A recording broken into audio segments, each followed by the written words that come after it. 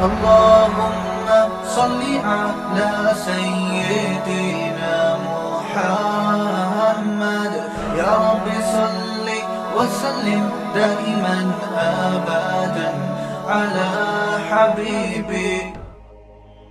یہ بھی بزرگی کا ایک معیار چل رہا ہے کہ یہ کرونا سے ڈرتے مرتے نہیں ہیں، بالکل نہیں ڈرتے. اور جو ڈرتے ہیں وہ کیا ہیں؟ وہ بزرگ نہیں ہیں، ان کو اللہ پہ توکل نہیں ہے. یہ بھی اپنی طرف سے بنائی ہوئی چیز ہے. ڈرتا بزرگ واقعی نہیں ہے. ابھی ایک صاحب مجھے کہہ رہے تھے آپ اتنی احتیاط کر رہے ہیں، آپ ڈر رہے ہیں. میں نے کہا ڈر نہیں رہا، الحمدللہ مرنے کے لیے اس طور پہ تیار ہیں کہ کوئی بھی کسی بھی ٹائم پہ مر سکتا ہے، وہ تیار ہے. وہ الگ بات ہے آخرت کی تیاری نہیں ہے، اس لحاظ سے ڈرتے ہیں کہ مر گئے تو پتہ نہیں ہوگا کیا.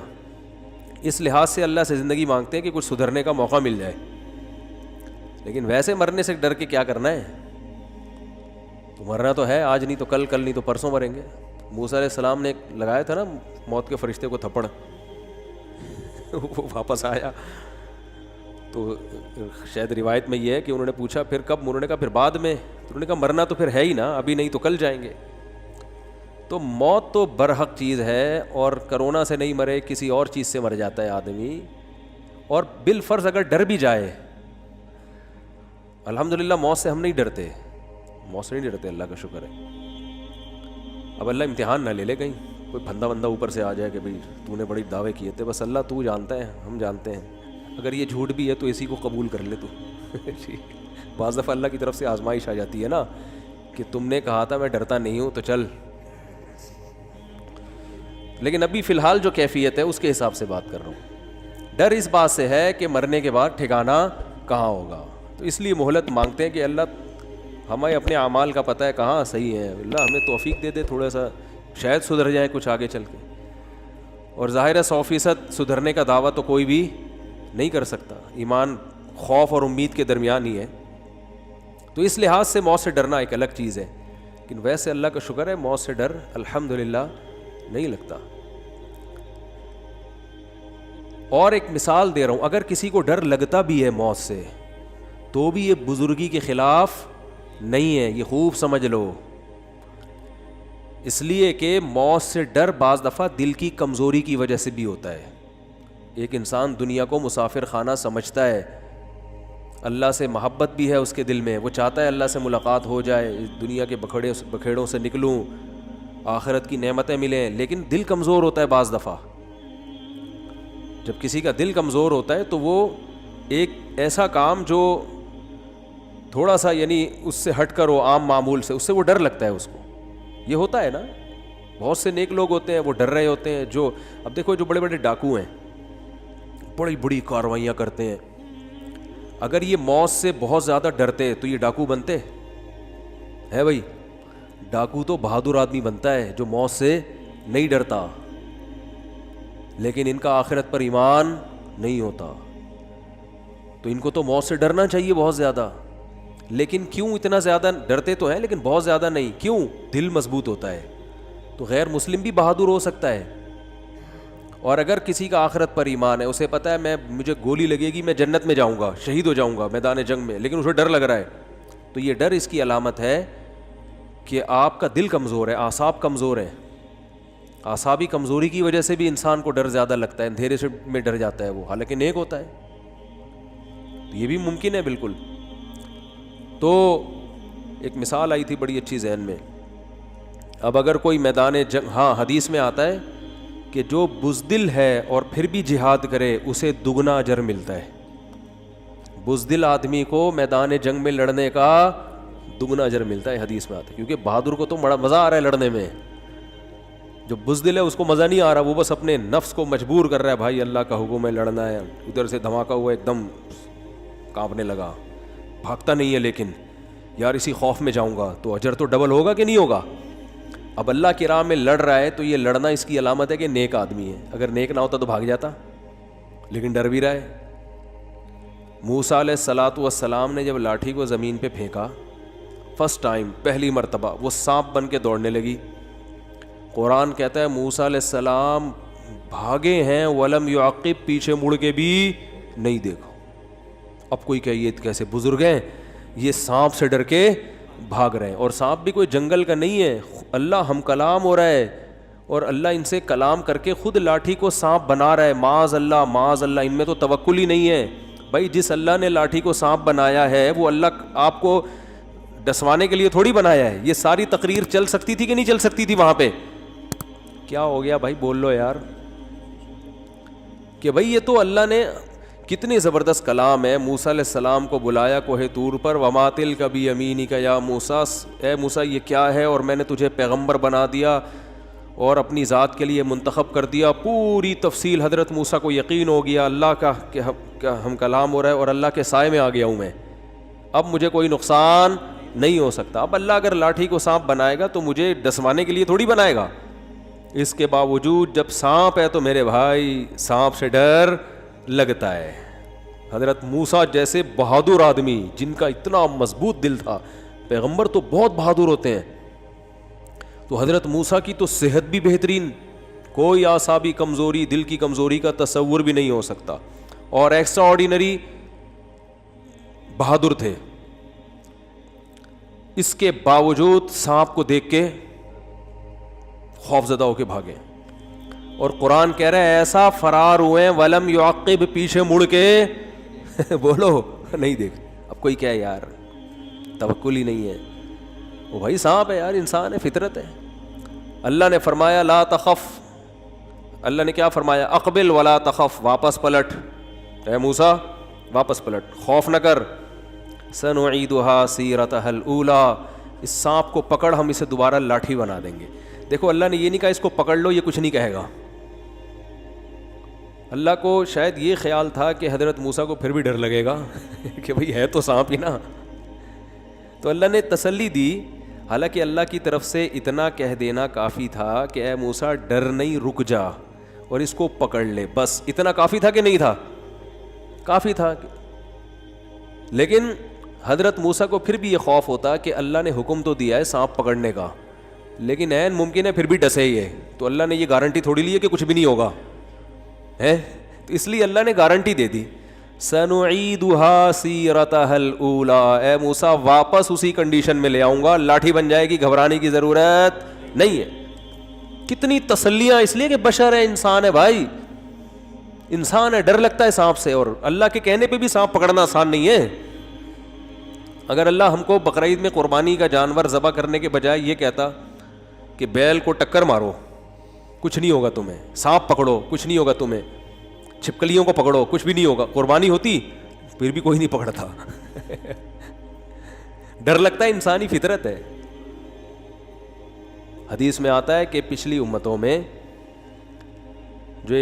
جب ایک بادشاہ نے خندقیں بنائی نا, سورہ بروج میں بھی واقعہ ہے, تو وہ آگ جلائی اس نے, اور جتنے جو ایمان نہیں لے کر آ رہے تھے بادشاہ پر, سب کو خندقوں میں آگ میں پھینکا ہے.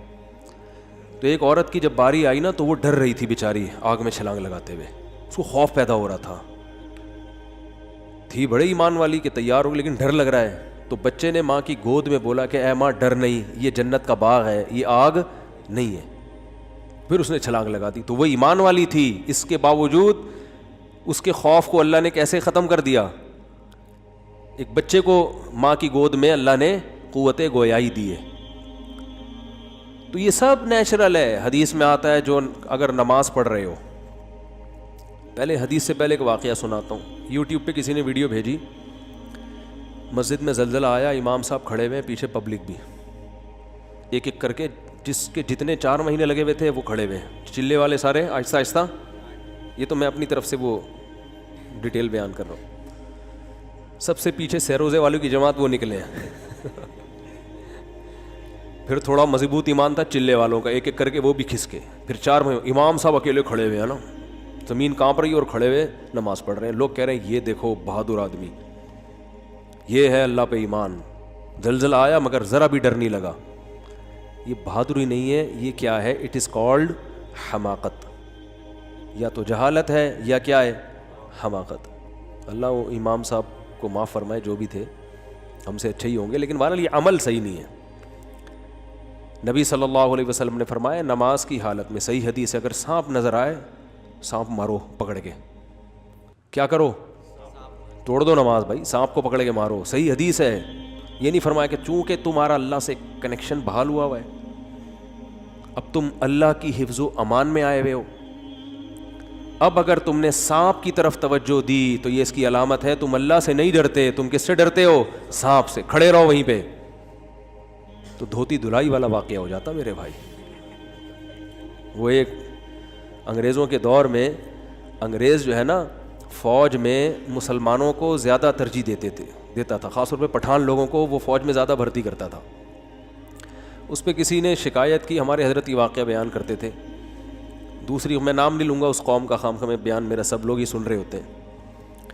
تو ایک دوسرے مذہب کے کسی شخص نے کہا کہ انگریز سے کہ تم فوج میں ان کو مسلمانوں کو رکھتے ہو اور خاص طور پر یہ پٹھان لوگوں کو فوج میں رکھتے ہو, ہم لوگوں کو کیوں نہیں رکھتے؟ ہمیں بہت کم رکھتے ہو. انہوں نے کہا یہ بہادر ہیں, تم میں بہادری نہیں ہے, تم میدان میں بھاگ جاتے ہو.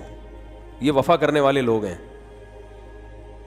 میدان میں لڑتے ہیں. اس نے کہا نہیں سر ہم بھی بہادر ہیں, امتحان لے لیں. اس نے کہا ٹھیک ہے. تو پہلے کسی پٹھان بھائی کو بلایا جو اس کی آرمی میں تھے, ان کو کھڑا کیا اور اس سے کہا کہ ہم آپ کا ہیٹ پہنائی اور کہا ہم آپ کا نشانہ لیں گے ہیٹ کا. تو انگریز نے نشانہ لیا, سر سے ہیٹ اڑ گئی اور وہ فوجی اسی طرح آرام سے کھڑا ہوا ہے. تو اس دوسرے مذہب والے کو کہا دیکھو کیسا بہادر ہے. اس نے کہا ٹھیک ہے سر میں کر لیں, میں بھی تیار ہوں اس کے لیے. تو وہ دھوتی پہنتے تھے وہ لوگ, تو وہ دھوتی پہن کے کھڑا ہو گیا اور سر پہ کیپ پہنی. گورے نے سے نشانہ لیا, کیپ اڑ گئی, وہ بندہ کھڑا ہوا ہے آرام سے. گورے نے کہا ویل ڈن, ایسے ہی کرتے ہیں نا, ویل ڈن یار, ہم تو سمجھ رہے تھے تم بہادر نہیں ہو. گورے نے اپنے کسی فوجی سے کہا اس کو کیپ کے پیسے دے دینا, اس کی کیپ ضائع ہو گئی ہے, کیپ کے پیسے. تو اس نے کہا حضور دھوتی دھلائی کے پیسے بھی دے دیے گا. کیپ کے ساتھ ساتھ دھوتی کی دھلائی کے پیسے بھی اگر ساتھ ہو جائیں, بیڑا غرق ہو گیا نیچے کا. نیچے کے معاملات صحیح نہیں ہیں, دھوتی دھلائی کے پیسے بھی چاہیے. تو کیا بات چل رہی تھی یار, کیا کہہ رہے ہیں؟ ہاں, تو بہادری کا تعلق مذہب سے بھی ہوتا ہے, لیکن بہادری کا تعلق آپ کے اعصاب سے اور آپ کے دل سے بھی ہوتا ہے. تبھی تو نبی صلی اللہ علیہ وسلم نے فرمایا خیارکم فی الجاہلیت خیارکم فی الاسلام. جو جاہلیت میں بہتر تھے اسلام میں بھی وہی ہیں, کیونکہ جو جاہلیت میں جنہوں نے اسلام کو نقصان پہنچایا نا میدان جنگ میں, وہ بہادر تھے. ان میں اس لحاظ سے غیرت تھی کہ اپنی قوم کے ساتھ وفا کر رہے تھے کہ لڑیں گے. جب ادھر کنورٹ ہو گئے تو ادھر وفا کی انہوں نے. اور جو بزدل ہوتا ہے نا, ادھر کا نہ ادھر بھی ٹینشن, ادھر آ گیا تو ادھر بھی ٹینشن. تو یہ کچھ صلاحیتیں گاڈ گفٹڈ ہوتی ہیں. تو اس لیے علماء کہتے ہیں اگر کسی کو موت سے ڈر لگتا ہے, اس لیے نہیں کہ آخرت پر یقین نہیں ہے, بلکہ اس لیے کہ وہ اعصابی کمزوری ہے, اس کے دل کمزور ہے, تو یہ موت کا ڈر سے آخرت میں کوئی نقصان نہیں ہوگا اور یہ بزرگی کے خلاف نہیں ہے. اس سے کوئی کسی کا یہ ثابت نہیں ہو جاتا کہ یہ بزرگ نہیں ہے. تو بعض لوگ ڈر رہے ہوتے ہیں, بہت زیادہ موت کا خوف ہوتا ہے ان کے دل میں, وہ کمزور ہوتے ہیں اعصاب ان کے. تو نبی صلی اللہ علیہ وسلم نے فرمایا نماز میں اگر سانپ نظر آئے تو کیا کرنا ہے بھائی؟ سانپ کو مارنا ہے. ورنہ کیا ہوتا, میں وہ تشریح کر رہا تھا نا حدیث کی, اگر یوں حکم ہوتا شریعت میں کہ نہیں تمہارا, آج کل دیندار لوگ اس طرح کی باتیں شروع کر دیتے ہیں, ایک طرف اللہ سے تمہارا کنیکشن, ایک طرف سانپ, مخلوق اور خالق کا کیا ہو رہا ہے مقابلہ. اب تمہارا امتحان ہے کہ مخلوق سے ڈرتے ہو یا خالق سے. تو اس میں وہ سانپ بھی کس نے بھیجا ہے؟ خالق نہیں بھیجا ہے نا, ٹھیک ہے نا. اور سانپ کا کام ہے کاٹنا, یہ بھی صلاحیت کس نے رکھی ہے؟ خالق نہیں. اور اس نے کوئی گارنٹی نہیں لی ہے کہ تم کو نہیں کاٹے گا, اور یہ بھی نہیں کہا کہ نماز میں نہیں کاٹوں گا, یہ بھی نہیں کہا. تو اللہ نے جب تک گارنٹی نہیں لی ہے بھائی کسی چیز کی, ہم اپنی طرف سے کسی کو گارنٹی نہیں دے سکتے کہ آپ چونکہ بہت نیک ہیں لہذا آپ کو کچھ نہیں ہوگا. مفتی طارق مسعود صاحب کے بیانات سننے کے لیے youtube.com/مفتی طارق مسعود کو سبسکرائب کریں, اور اگر آپ لائیو ویڈیو کو کبھی بھی مس نہیں کرنا چاہتے ہیں تو سبسکرائب کرنے کے بعد بیل آئیکن پہ کلک کرنا مت بھولیں. جزاک اللہ.